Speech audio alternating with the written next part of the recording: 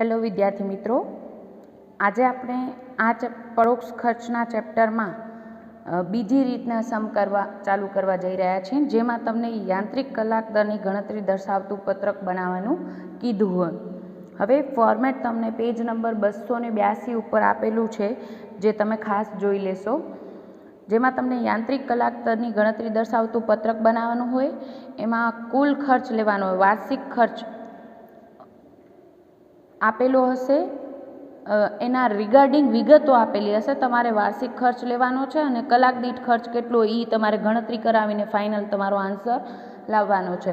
હવે બ્રેકેટમાં અહીંયા ખાસ લખવાનું કેટલા કલાકો એ યંત્રએ કામ કર્યું છે. આ ટાઈપનો ફોર્મેટ બનશે, જેમાં આપણે શું કરશું, યંત્રના કુલ ખર્ચા કેટલા, કુલ ખર્ચ ભાગ્યા કલાકો કરીએ તો કલાક દીઠ ખર્ચ મળી જાય, એ આપણે બધાને ખ્યાલ છે.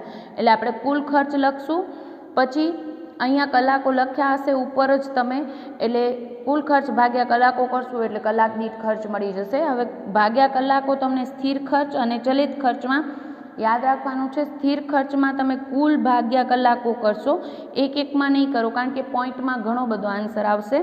અને પછી ચલિત ખર્ચા છે એ તમને ખબર છે કલાક દીઠ કે એકમ દીઠ હોય, એટલે એમાં તમે એકમ દીઠ કલાક દીઠ લખશો અને કુલ પણ લખશો. ક્લિયર?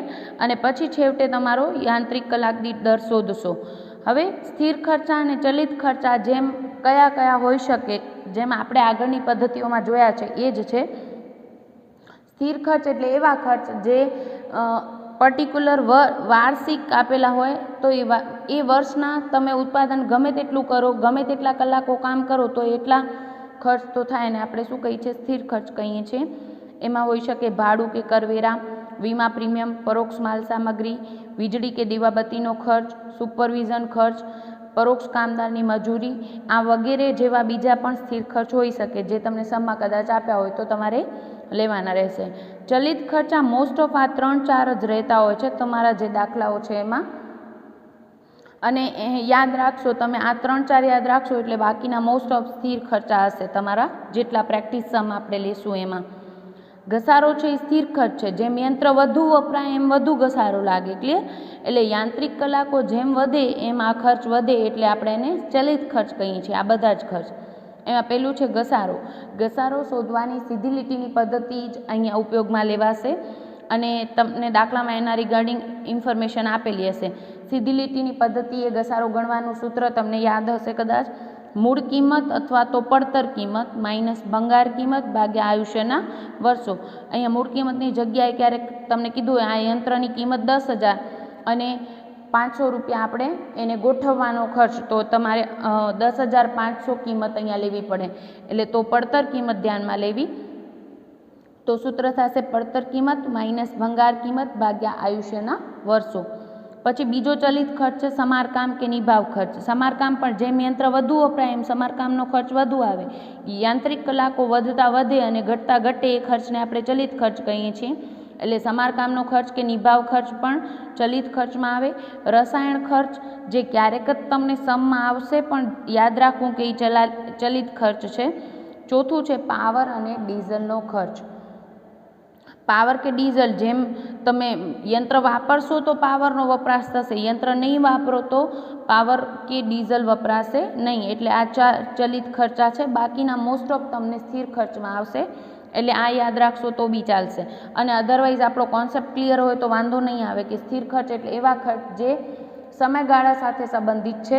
એ ઉત્પાદન વધતા એટલે ઉત્પાદન એટલે અહીંયા આ સંજોગોમાં આપણે ઘણા કલાકો કામ કરીએ તો એટલા જ રહે, ઓછા કલાકો કામ કરીએ તો એટલા જ રહે, એવા ખર્ચા આપણે સ્થિર ખર્ચા કહેવાય. અને જે યાંત્રિક કલાકો વધતા વધે અને ઘટતા ઘટે એને આપણે શું કહીશું, ચલિત ખર્ચ કહીશું. ક્લિયર છે એટલું? હવે અહીંયા ચલિત ખર્ચમાં યાદ રાખશો તમે, સમારકામ, પાવર અને ઘસારાનો ખર્ચ મોસ્ટ ઓફ તમને સમમાં આવશે, બીજા બધા સ્થિર ખર્ચ આવશે. કરીએ છીએ આજે સાદા સમ, પછી કાલે લેશું આપણે થોડા ડિફિકલ્ટ લેવલના સમ. ક્લિયર? તમને યાંત્રિક કલાક દરની ગણતરી દર્શાવતું પત્રક બનાવવાનું હશે. અત્યારે લઈએ છીએ આપણે દાખલા નંબર 17. દાખલા નંબર 17 રકમમાં ખાસ ધ્યાન આપશો. નીચેની માહિતી પરથી યાંત્રિક કલાક દરની ગણતરી કરો. એટલે આ રીતનો સમ છે, અહીંયાથી ખ્યાલ આવી જાય. યંત્રની કિંમત આપેલી છે, યંત્રનો ગોઠવણી ખર્ચ, આપણે વાત કરીએ એમ પડતર કિંમત શું આવે? યંત્રની કિંમત પ્લસ ગોઠવણીનો ખર્ચ એટલે પડતર કિંમત. પછી કીધું છે 20 વર્ષના ઉપયોગી આયુષ્યના અંતે યંત્રની ભંગાર કિંમત, દેટ મીન્સ 20 વર્ષનું આયુષ્ય છે એમ કહી દીધું છે. યંત્રના વાર્ષિક કામકાજના કલાકો, કારખાનાનો વીજળી ખર્ચ વાર્ષિક. હવે અહીંયા છે ને વાર્ષિક શબ્દ આવ્યો એટલે યાદ આવ્યું આ પર્ટિક્યુલર પદ્ધતિમાં બે મેઇન રૂલ છે.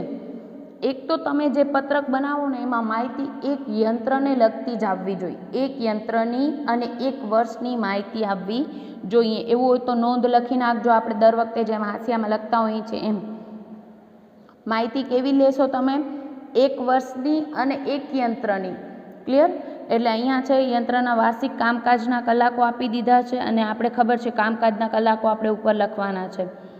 વીજળી ખર્ચ પણ વાર્ષિક આપેલું છે, કારખાનાનું ભાડું વાર્ષિક આપેલું છે, યંત્રના વીમો પ્રીમિયમ વાર્ષિક ખર્ચ આપેલો છે, ઉપયોગી આયુષ્ય દરમિયાન યંત્રનો સમારકામ ખર્ચ આપ્યો છે 20,000. પછી કીધું છે યંત્રને ફાળે આવતા પરચુરણ ખર્ચા પણ વાર્ષિક આપી દીધા છે. અને એના પછી 3 ઇન્ફોર્મેશન આપી છે. યંત્રમાં પાવરનો વપરાશ કલાક દીઠ 2 યુનિટ છે, 1 કલાકમાં 2 યુનિટ બળે છે અને 1 યુનિટનો દર 0.40 પૈસા એટલે 40 પૈસા છે.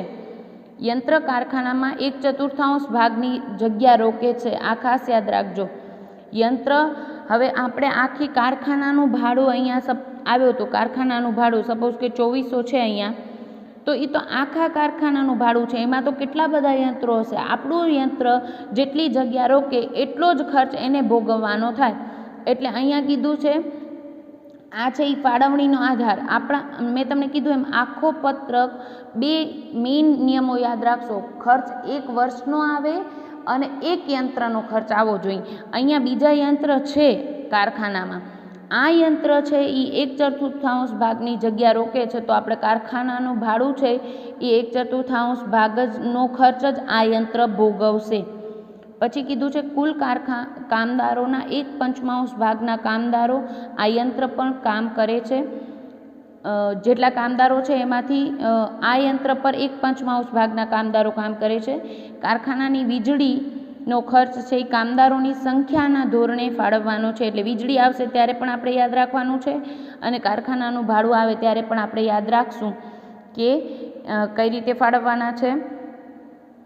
કામદારોની સંખ્યાના આધારે વીજળી ખર્ચ છે એ કામદારની સંખ્યાના આધારે ફાળવવાનો છે. તેમજ કારખાનાનું ભાડું એ આપણે રોકેલ જગ્યાના આધારે ફાળવશું. ક્લિયર? લઈ લઈએ છીએ પત્રક, યંત્ર, યાંત્રિક કલાક દરની ફોર્મેટ આ રીતે રહેશે. તમારો નમૂનો જોઈ રીતે યાંત્રિક કલાક દરની ગણતરી દર્શાવતું પત્રક અને અહીંયા લખશો કલાકો. આપણે સમમાં આપેલા છે 1000 કલાકો. અહીંયા ખાસ લખશો કારણ કે કુલ ખર્ચ આવશે ભાગ્યા આ કલાકો કરવાના રહેશે. એટલે તમને સમમાં આપેલું હોય યંત્રના વાર્ષિક કામકાજના કલાકો એ તમારે બ્રેકેટમાં લખી નાખવાના છે. ક્લિયર? હવે કરીએ સ્ટાર્ટ એક પછી એક. પહેલે યંત્રની કિંમત, યંત્રનો ગોઠવણી ખર્ચ, ભંગાર કિંમત અને ઉપયોગી આયુષ્ય આપ્યું હશે એ શેની ઇન્ફોર્મેશન હોય? તો કે ઘસારા માટેની ઇન્ફોર્મેશન. એટલે આપણે 2 ભાગ પાડી દઈએ, સ્થિર ખર્ચ અને ચલિત ખર્ચ. ચલિત ખર્ચમાં પહેલી બધી ઇન્ફોર્મેશન શેના લગતી છે? ઘસારાને લગતી. એટલે આપણે લખીએ ઘસારો. યંત્રની કિંમત 2,01,000 પ્લસ 2400 રૂપિયા શું છે એનો ગોઠવણી ખર્ચ. એટલે તમારી કુલ કિંમત થાય 2,03,400. એમાંથી ભંગાર કિંમત બાદ કરીએ 3400 ભાગ્યા આયુષ્યના વર્ષ આપણા છે 20 વર્ષ. મૂળ કિંમત અથવા તો પડતર કિંમત માઇનસ ભંગાર કિંમત ભાગ્યા આયુષ્યના વર્ષ. એટલે આપણે મળી જશે વાર્ષિક ઘસારો. યાદ રાખજો, વાર્ષિક ઘસારો તમને મળશે 10,000. ક્લિયર? પછી કુલમાં લઈ લેશું, પછી ભાગ્યા 1000 કલાકો કરશું એટલે બધામાં આપણે કલાક દીઠ મળી જશે. એના પછીની ઇન્ફોર્મેશન આપી છે તમને કારખાનાનો વીજળી ખર્ચ. વીજળી ખર્ચ એટલે કયામાં આવે? સ્થિર ખર્ચમાં. કારખાનાનો વીજળી ખર્ચ તમને આપ્યો છે, ટોટલ વીજળી ખર્ચ આપ્યો છે 1600 રૂપિયા, પણ તમને કીધું છે અહીંયા લખું છું 1600 રૂપિયા, પણ તમને કીધું છે કામદારની સંખ્યાના આધારે ફાળવવાનો છે અને કુલ જેટલા કામદારો છે એમાંથી 1/5 ભાગના કામદારો આ યંત્ર પર કામ કરે છે, એટલે આ યંત્રનો જ જેટલો ખર્ચો એ જ આ યંત્રના ફાળે આવે. જેમ ફાળવણીના આધાર વખતે શીખવાડ્યું હતું કે જેટલો જેને ઉપયોગ કર્યો હોય એટલો જ ખર્ચ એના ફાળે ભોગવાય, એટલે અહીંયા યાદ રાખવાનું છે એક યંત્રનો ખર્ચ અને 1 વર્ષનો ખર્ચ આવવો જોઈએ. એટલે કરશો તમે 1600 ભાગ્યા 1/5 એટલે તમને મળશે 320 રૂપિયા. પછી આપ્યું છે કારખાનાનું ભાડું, એ પણ સ્થિર ખર્ચમાં આવે. કારખાનાનું ભાડું આપ્યું છે 2400 અને એ કારખાનાનું ભાડું રોકેલ જગ્યાના પ્રમાણમાં ફાળવાય. અને આપણે કીધું હતું યંત્ર કારખાનામાં 1/4 ભાગની જગ્યા રોકે છે. કારખાનું ઘણું મોટું હશે, એમાંથી આ યંત્ર જેટલી જગ્યા રોકે છે એટલો જ ખર્ચ એના ફાળે આવવો જોઈએ. તો આપણે કરશું 2400 ગુણ્યા 1/4 એટલે તમને મળશે 600. યંત્રનું વીમા પ્રીમિયમ ને વાર્ષિક જ આપેલું છે. આ યંત્રનું જ કીધું છે, યંત્રોનું નહીં, યંત્રનું જ, એટલે આ યંત્ર માટેનું જ હશે, એટલે આપણે લખી નાખશું ડાયરેક્ટ 1000. એના પછી છે સમારકામ ખર્ચ. સમારકામ ખર્ચ કેવો ખર્ચ છે? ચલિત ખર્ચ. મેં તમને કીધું એમ 3-4 ખર્ચ જ ચલિત ખર્ચ છે: ઘસારો, સમારકામ, પાવરનો ખર્ચ અને રસાયણનો ખર્ચ. રસાયણનો ખર્ચ ક્યારેક જ તમને દાખલામાં આવશે, બાકી આ 3 ખર્ચ મેઇનલી ચલિત ખર્ચમાં આવે છે. સમારકામ ખર્ચ તમને આપેલો છે ઉપયોગી આયુષ્ય દરમિયાન યંત્રનું સમારકામ ખર્ચ, એટલે કુલ 20000, પણ ઉપયોગી આયુષ્ય દરમિયાનનું. ઉપયોગી આયુષ્ય કેટલું છે? 20 વર્ષ, એટલે કરશું ભાગ્યા 20 વર્ષ, એટલે આ વર્ષનો કેટલો? 20000 ભાગ્યા 20, એટલે તમને મળી જશે 1000. એના પછી આપ્યું છે પરચુરણ ખર્ચ. આપણે લખશું સ્થિર ખર્ચામાં પરચુરણ ખર્ચ આપ્યા છે 2080. પછી એના પછી નીચે ઇન્ફોર્મેશનમાં કીધું હતું યંત્રનો પાવરનો વપરાશ, એટલે પાવર તમને આપ્યો છે પાવર ખર્ચ. આ પાવર ખર્ચ દરેક દાખલામાં ખાસ ધ્યાનથી કરવા જેવું. તમારા ચેપ્ટરમાં જો કદાચ મિસ્ટેક થાય વિદ્યાર્થીઓની તો પાવર ખર્ચમાં થતી હોય છે, એટલે આ ધ્યાન રાખજો. પાવરનો વપરાશ 1 કલાકમાં 2 યુનિટ વપરાય છે અને 1 કલાકનો ખર્ચો આપણે અહીંયા મળશે. અહીંયા ખર્ચ કુલ નથી આપ્યો, કલાક દીઠ આપ્યો છે, તો આપણે અહીંયા કલાક દીઠમાં લખશું. 1 કલાકમાં 2 યુનિટ વપરાય છે અને 1 યુનિટનો ખર્ચો 40 પૈસા, તો 2 યુનિટનો ખર્ચ કેટલો થાય? 2 ગુણ્યા 40 પૈસા કરીએ એટલે 1 કલાકમાં 2 યુનિટ વાપરાય, એનો ખર્ચ કેટલો આવ્યો? 80 પૈસા. અહીંયા આપણે 1 કલાકનો ખર્ચ લખવાનો છે. આ પાવરનો ખર્ચ ખાસ ધ્યાનથી લખજો. આટલું આવી ગયા પછી તમારા બધી જ ઇન્ફોર્મેશન આવી ગઈ છે. કરી નાખીએ ટોટલ. પહેલે તમે કરશો સ્થિર ખર્ચનું કુલ 320 પ્લસ 600 પ્લસ 1000 પ્લસ 2080, એટલે તમને મળશે કુલ ખર્ચ 4000. અંડરલાઇન કરી નીચે લાઇન કરી નાખશો અને ઓકે, નીચે લાઇન નહીં કરી, વળી એ ને બી ખર્ચ બતાવવો પડે, એના કરતાં 4000 કુલ.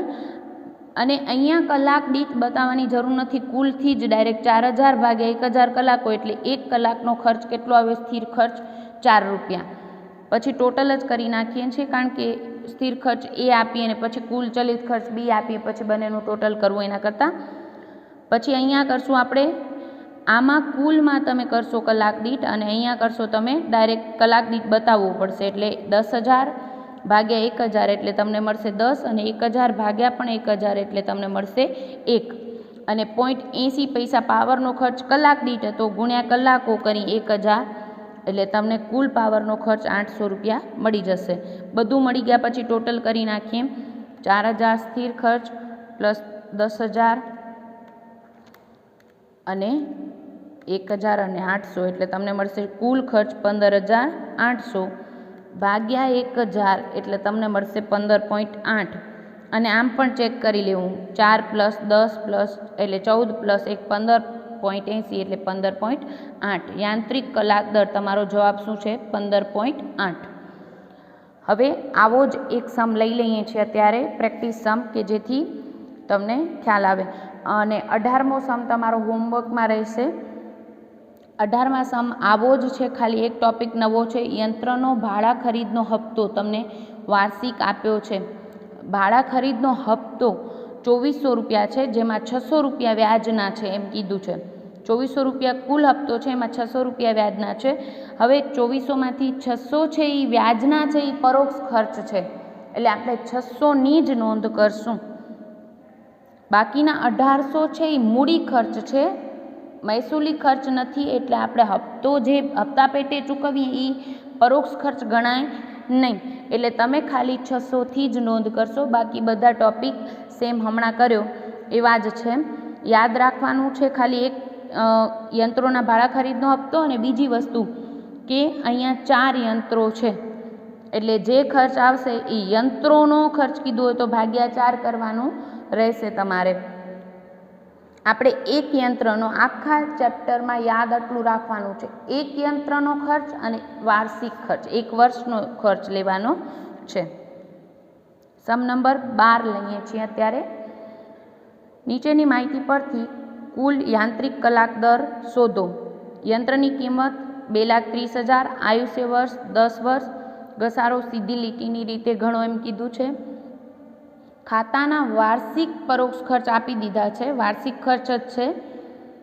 ભાડું 50,000, વીજળી 20,000 અને સુપરવિઝન ખર્ચ 1,30,000. પછી કીધું છે ખાતાએ રોકેલ જગ્યા, આખા ખાતાની રોકેલ જગ્યા છે 70,000 ચોરસ ફૂટ, અને આ યંત્રએ રોકેલ જગ્યા છે 2500 ચોરસ ફૂટ.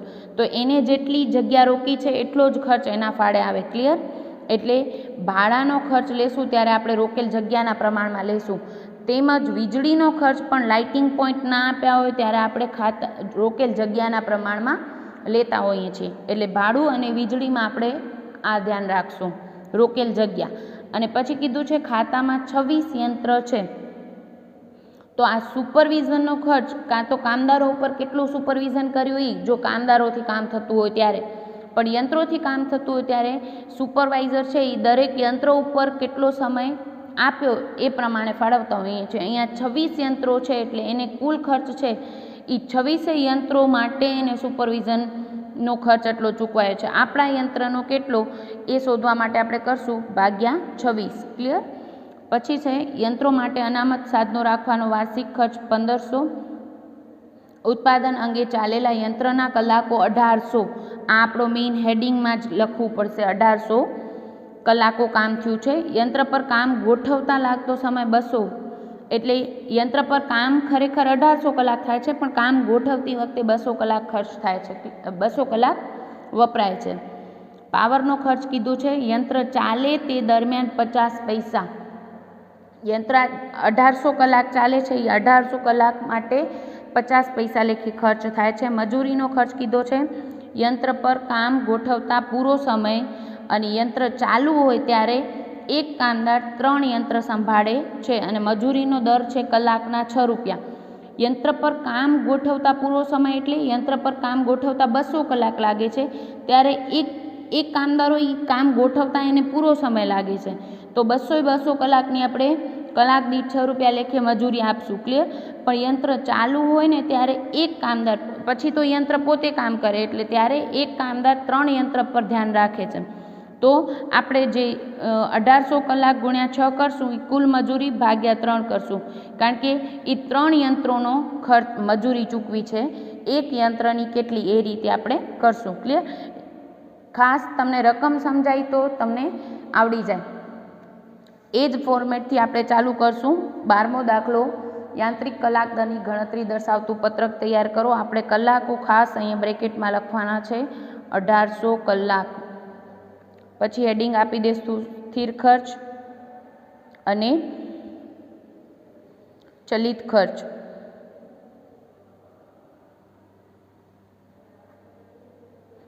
ક્લિયર? સ્ટાર્ટ કરીએ. પહેલી યંત્રની કિંમત અને આયુષ્ય વર્ષ આપેલા છે. શેના માટે આપેલું હોય? ઘસારા માટે. ઘસારાનું સૂત્ર શું છે? તો કે મૂળ કિંમત કે પડતર કિંમત માઇનસ ભંગાર કિંમત કાંઈ આપી નથી, એટલે 0 લખશું, ભાગ્યા આયુષ્યના વર્ષ 10. 2,30,000 ભાગ્યા 10 કરીએ એટલે આપણે 1 વર્ષનો ઘસારો મળશે 23,000. પછી આપ્યું છે ભાડાનો ખર્ચ. ભાડું તમને ખબર છે, કુલ ભાડું છે 50,000. પણ આ યંત્રએ જેટલી જગ્યા રોકી છે એના પ્રમાણમાં ભાડાનો ખર્ચ એને ભોગવવાનો આવે. એટલે આપણે કરશું ગુણ્યા 2500 ભાગ્યા 70,000. ક્લિયર? અને આ કઈ રીતે કર્યું તો કે એને આપણે આમ કરી શકીએ 70,000 ચોરસ ફૂટ માટેનો ખર્ચ 50,000, તો 2500 ચોરસ ફૂટ માટે ખર્ચ કેટલો? એટલે આપણે કર્યું 50,000 ગુણ્યા 2500 ભાગ્યા 70,000. એટલે તમને મળશે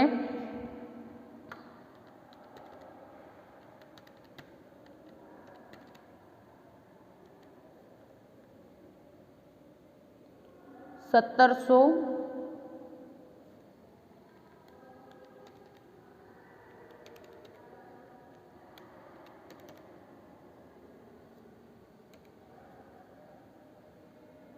1785 રૂપિયા ભાડાનો ખર્ચ આવે છે. 1785.71 છે, એટલે આપણે લખશું 1786 રૂપિયા. સેમ વે બીજો ખર્ચ છે વીજળીનો, એ પણ રોકેલ કાં તો લાઇટના પોઈન્ટ અથવા તો રોકેલ જગ્યાના પ્રમાણમાં ફાળવાય. તો અહીંયા રોકેલ જગ્યા આપેલી છે, તો જેટલી જગ્યા રોકી હશે ખાતામાં એ યંત્ર એટલા જ લાઇટના પોઈન્ટ એના ઉપર હશે. એટલે આપણે કરશું 20,000 ગુણ્યા 2500 ભાગ્યા 70,000. એટલે તમને મળશે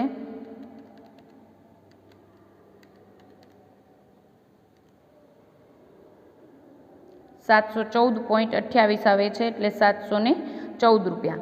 ક્લિયર? પછી સુપરવિઝનનો ખર્ચ. સુપરવિઝન રોકેલ જગ્યાના પ્રમાણમાં સુપરવાઇઝન કામ ન કરે, એ કાં તો કામદારો જેટલા કામ કરતા હોય એના ઉપર ધ્યાન રાખે અથવા તો જેટલા યંત્રો દ્વારા કામ થતું હોય એના ઉપર સુપરવિઝન રાખે. એટલે આ ખાતામાં 26 યંત્રો ઉપર એને ધ્યાન રાખ્યું હશે. એટલે આપણે કરશું 1,30,000 સુપરવિઝનનો ખર્ચ ભાગ્યા 26. આપણે એક યંત્રનો જોઈએ છે, એટલે 26 યંત્રનો ખર્ચ 1,30,000, તો એક યંત્રનો કેટલો? એટલે આપણે મળશે 1,30,000 ભાગ્યા 26, એટલે મળશે 5,000 રૂપિયા. આ યંત્ર પણ ધ્યાન રાખવાનો સુપરવિઝન ખર્ચ 5,000. એના પછી છે યંત્રો માટે અનામત સાધનોનો ખર્ચ.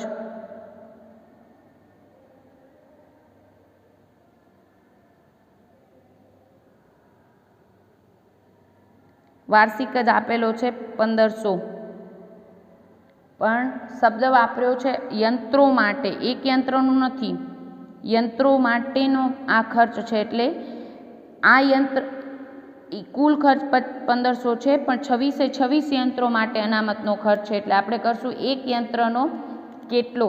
ખાસ કરીને શબ્દરચના ઉપર ધ્યાન રાખશો. 57.69 એટલે 58 કરશું.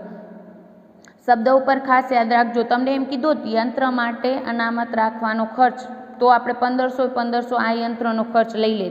પણ અહીંયા કીધું છે યંત્રો માટે અનામત સાધનો રાખવાનો વાર્ષિક ખર્ચ, તો વાર્ષિક છે એટલે અહીંયા જ આવશે. પણ એક યંત્રનો, મેં તમને કીધું એમ પત્રક આખા ઉપર ફોકસ કરવાનું છે. એક યંત્રનો ખર્ચ અને એક વર્ષનો ખર્ચ આવવો જોઈએ. તો વાર્ષિક જ છે 1,500 રૂપિયા, પણ એક યંત્ર માટેનો નથી. 26 યંત્ર છે ખાતામાં, એના માટેનો 1,500 ખર્ચ છે. એટલે 1,500 ભાગ્યા 26 કરશો એટલે તમને મળશે 58 રૂપિયા. ક્લિયર?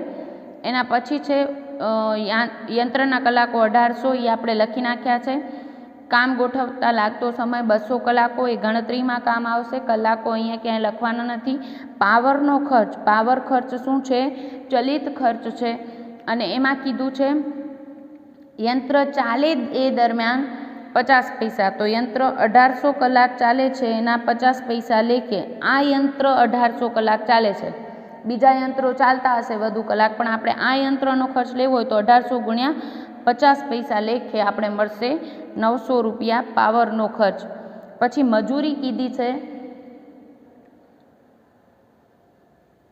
મજૂરી કીધી છે યંત્ર પર કામ ગોઠવતા પૂરો સમય, એટલે યંત્ર પર કામ ગોઠવતા 200 કલાક લાગે છે, અને પૂરો સમયની મજૂરી એટલે 6 રૂપિયા લેખીએ, એટલે કુલ 1,200 રૂપિયા મજૂરી આપશું. ક્લિયર?